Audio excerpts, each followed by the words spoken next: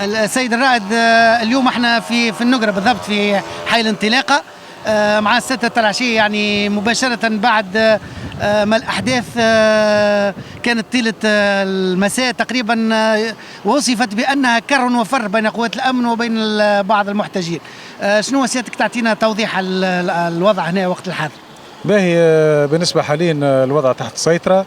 الوحدات الأمنية من الشرطة وحرس معناها شادة الموقف، قاعدين نتخدموا واجبنا هذايا مع الوطن متاعنا باش نفرضوا القانون ونفرضوا الأمن والأمان والطمأنينة في نفوس المواطنين، فهمتني؟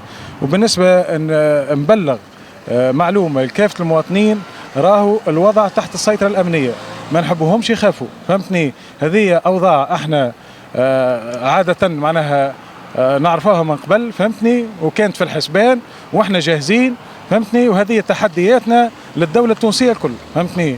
نحبوا كان الدعم المعنوي عند المواطن، ما نحبوش يخاف، فهمتني؟ احنا متواجدين ليلا ونهارنا، اعواننا يشتغلوا حاليا والوضع الامني تحت السيطرة.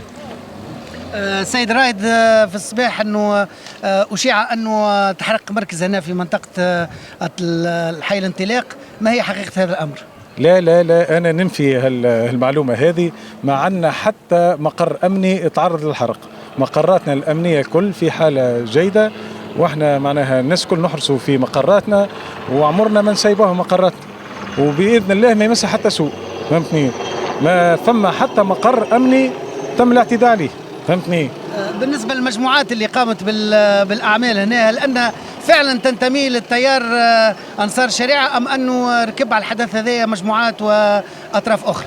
احنا وقت اللي تحاولنا منذ الصباح، فهمتني؟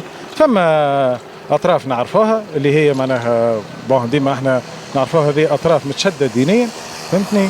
ومن بعد فما بعض المنحرفين دخلوا معاهم زاد على الخط، فما بعض المنحرفين، فهمتني؟ ما همش وحدهم، فهمتني؟ لكن احنا موجودين وباش نفرضوا النظام بإذن الله، فهمتني؟